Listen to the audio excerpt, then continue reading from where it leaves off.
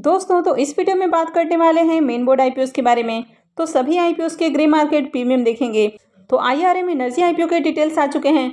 तो चलिए देखते हैं कि आईपीओ में इशू साइज कितने का होने वाला है, प्राइस बैंड क्या रखा गया है, लॉट साइज क्या होने वाला है और ग्रे मार्केट में इसकी कैसी डिमांड है। तो चलिए वीडियो को शुरू करते हैं। लेकिन अगर आप इस चैनल पर पहली बार विजिट कर रहे हैं या फिर आपने चैनल अब तक सब्सक्राइब नहीं किया है तो चैनल को सब्सक्राइब कर लें और साथ में वीडियो को भी लाइक कर दें। तो सबसे पहले शुरुआत कर लेते हैं प्लाजा वायर्स आईपीओ से। तो आईपीओ का अलॉटमेंट हो चुका है। आईपीओ में प्राइस बैंड 54 रुपीज़ था और लॉट साइज 277 शेयर्स का है और इस आईपीओ की लिस्टिंग 13 अक्टूबर को होने की उम्मीद है।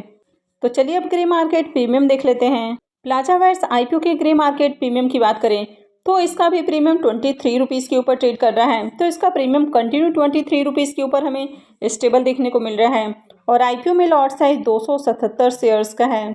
तो इसका मतलब है कि इस आईपीओ से 6,371 रुपये आपको एक लॉट से प्रॉफिट हो सकता है। तो इस आईपीओ से 42-42.5% का लिस्टिंग गेन देखने को मिल सकता है। आईपीओ में बुकिंग प्राइस 54 रुपीज़ है और अभी इसका प्रीमियम 23 पे ट्रेड कर रहा है। तो इसका मतलब है कि आईपीओ की लिस्टिंग आपको 77 रुपीज़ के अराउंड देखने को मिल सकती है। तो मार्केट जहां पहले आपको फिर से गिरते हुए देखने को मिल रहा था तो अब अच्छी खासी इसमें रिकवरी देखने को मिल रही है और कल से ही मार्केट काफ़ी ज़्यादा बुलिश दिखने को मिल रहा है और आईपीओ की लिस्टिंग भी काफ़ी पॉजिटिव हो रही है। जिन आईपीओ से थोड़े बहुत प्रॉफिट की उम्मीद थी उन आईपीओ की लिस्टिंग भी आपको बढ़िया प्राइस के ऊपर देखने को मिल रही है। तो इस आईपीओ से भी आपको काफ़ी शानदार प्रॉफिट देखने को मिलेगा। तो चलिए अब देख लेते हैं नेक्स्ट आईपीओ को। नेक्स्ट आईपीओ है आईआरएम एनर्जी आईपीओ।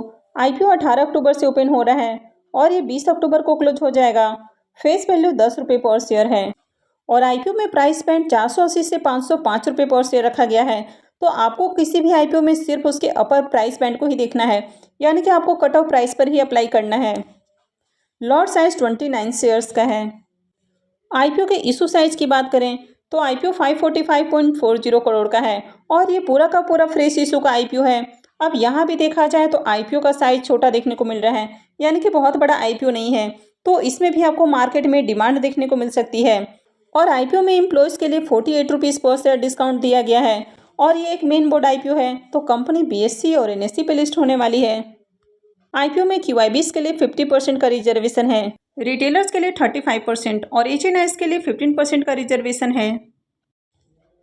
आईपीओ में लॉट साइज की बात करें तो आईपीओ में 29 शेयर्स का एक लॉट होने वाला है, यानी कि एक लॉट के ऊपर इन्वेस्टमेंट अमाउंट 14,645 रुपये रहेगा। तो अगर आप रिटेल पोर्शन से अप्लाई करते हैं तो आप मैक्सिमम 13 लॉट तक आईपीओ में अप्लाई कर सकते हैं, यानी कि 1,90,385 रुपये तक आप आईपीओ में इन्वेस्ट कर सकते हैं। वहीं अगर आप स्मॉल एचएनआईज पोर्शन से अप्लाई करते हैं तो आप 14 लॉट से लेके 68 लॉट तक अप्लाई कर सकते हैं, यानी कि आईपीओ में 2,05,030 रुपये से लेके 9,95,860 रुपये तक आईपीओ में इन्वेस्ट कर सकते हैं। वहीं अगर आप 68 लॉट से ऊपर जितना भी आईपीओ में इन्वेस्ट करते हैं उसके बाद आप बिग एचएनआईज पोर्शन में आते हैं, यानी कि अगर आप आईपीओ में 10 लाख से ज़्यादा का इन्वेस्टमेंट करते हैं तो आप बिग एचएनआईज पोर्शन में आते हैं। अगर इस कंपनी के बिजनेस की बात करें तो कंपनी सिटी गैस डिस्ट्रीब्यूशन का बिजनेस करती है। तो कंपनी पीएनजी यानी कि जो घर में गैस इस्तेमाल किए जाते हैं तो उस तरह की सर्विस देती है। इसके साथ ही सीएनजी, जैसे कि आपको ऑटोमोबाइल्स वगैरह में देखने को मिलता है कि बहुत सारी गाड़ियाँ आपको सीएनजी से चलती हुई देखने को मिलती हैं। तो कंपनी दोनों तरह के सेगमेंट में अपनी सर्विस देती है। कंपनी की अगर सर्विस की बात करें तो कंपनी इंडस्ट्रियल, कमर्शियल, डोमेस्टिक और ऑटोमोबाइल कस्टमर्स को भी सर्व करती है। अब कंपनी के फाइनेंशियल की बात करें तो यहाँ पर फाइनेंशियल 20 से लेके फाइनेंशियल 24 के 2 क्वार्टर तक आपको फाइनेंशियल देखने को मिल जाता है। तो सबसे पहले अगर एसेट की बात करें तो कंपनी के एसेट में आपको ईयर ऑन ईयर बढ़िया ग्रोथ देखने को मिल रही है। अगर रेवेन्यू की बात करें तो फाइनेंशियल 20 से लेके फाइनेंशियल 23 तक कंपनी के रेवेन्यू में आपको ग्रोथ देखने को मिल रही है और फाइनेंशियल 24 के अगर 2 क्वार्टर के रेवेन्यू को देखें तो यहाँ पर इसके रेवेन्यू काफ़ी ज़्यादा गिरते हुए देखने को मिल रहे हैं, यानी कि 2 क्वार्टर में कंपनी ने मात्र 248 करोड़ का रेवेन्यू जनरेट किया है, जो कि काफ़ी कम देखने को मिल रहा है। अगर कंपनी के प्रॉफिट आफ्टर टैक्स की बात करें तो फाइनेंशियल 20 से लेके फाइनेंशियल 22 तक कंपनी के जो प्रॉफिट हैं वो कंटिन्यू आपको इंक्रीज होते हुए देखने को मिल रहे हैं, लेकिन फाइनेंशियल 23 से कंपनी के जो प्रॉफिट हैं वो कंटिन्यू गिरते हुए देखने को मिल रहे हैं। अगर नेटवर्थ की बात करें तो कंपनी के नेटवर्थ बढ़ते हुए देखने को मिल रहे हैं और कंपनी के रिजर्व एंड सरप्लस की बात करें तो फाइनेंशियल 20 से फाइनेंशियल 22 के बीच में कंपनी के रिजर्व हमें बढ़ते हुए देखने को मिल रहे हैं और उसके बाद के रिजर्व मेंशन नहीं किए गए हैं। अगर बोरोइंग्स की बात करें तो कंपनी के बोरोइंग्स आपको कंटिन्यू इंक्रीज होते हुए देखने को मिल रहे हैं और अभी कंपनी के ऊपर 321 करोड़ से ज़्यादा का आपको कर्ज देखने को मिल रहा है। यहाँ पर कंपनी के ऊपर डेट थोड़ा सा ज़्यादा देखने को मिल रहा है, लेकिन कंपनी आईपीओ से जो फंड रेज करने वाली है तो उसमें से कुछ पैसा अपने कर्ज के भुगतान में भी खर्च करने वाली है। कंपनी के ओवरऑल फाइनेंशियल की बात करें तो फाइनेंशियल 23 के बाद से कंपनी के परफॉर्मेंस हमें डाउन देखने को मिल रहे हैं, यानी कि कंपनी के रेवेन्यू में गिरावट देखने को मिल रही है। इसके साथ ही कंपनी के प्रॉफिट भी गिरे हैं। अब कंपनी के पी मल्टीपल को देखें तो ये 24.13 का है, तो कंपनी थोड़ा सा ओवर वैल्यूड प्राइस पर अपना आईपीओ लाते हुए देखने को मिल रही है।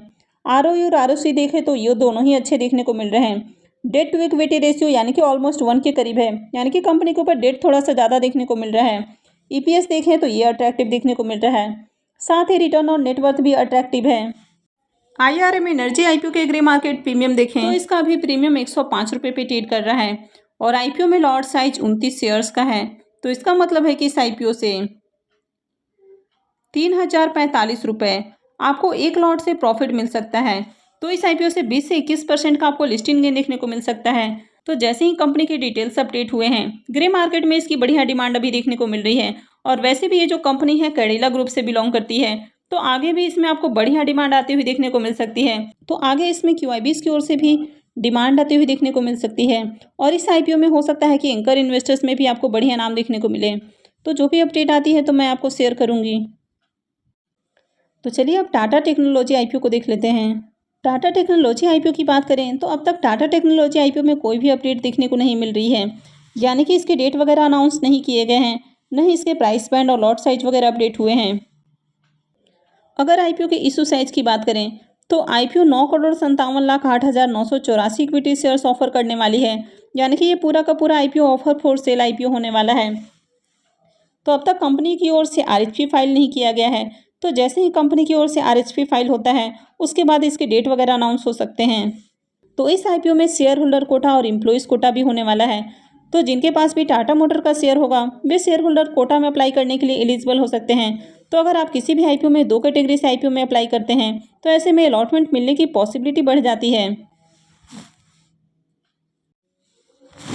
तो जिनके पास भी टाटा मोटर का शेयर होगा वे शेयर होल्डर कोटा से अप्लाई कर सकते हैं, प्लस वे रिटेल कोटा से भी अप्लाई कर सकते हैं। और अगर आप रिटेल कोटा से अप्लाई नहीं करना चाहते हैं तो ऐसे में आप एचएनआई पोर्शन से अप्लाई कर सकते हैं। प्लस अगर आपके पास टाटा मोटर का शेयर है तो आप शेयर होल्डर कोटा से भी अप्लाई कर सकते हैं। तो इस तरह आप 2 कैटेगरी से आईपीओ में अप्लाई कर सकते हैं।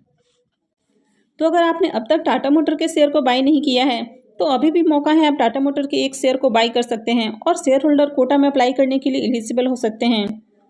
अगर इसके प्रीमियम की बात करें तो इसके प्रीमियम में भी कोई चेंजेस वगैरह देखने को नहीं मिल रहे हैं और अभी भी ग्रे मार्केट में प्रीमियम इसका 100 के ऊपर ही ट्रेड कर रहा है। तो आगे इससे जुड़ी हुई कोई भी अपडेट आती है तो मैं भी आपको अपडेट करूंगी। तो इसके लिए आप चैनल से जुड़े रहें और चैनल को सब्सक्राइब करके रखें। और अगर आपने वीडियो को अब तक लाइक नहीं किया है तो वीडियो को भी लाइक कर दें। और वीडियो को अंत तक देखने के लिए आप सबका बहुत बहुत धन्यवाद।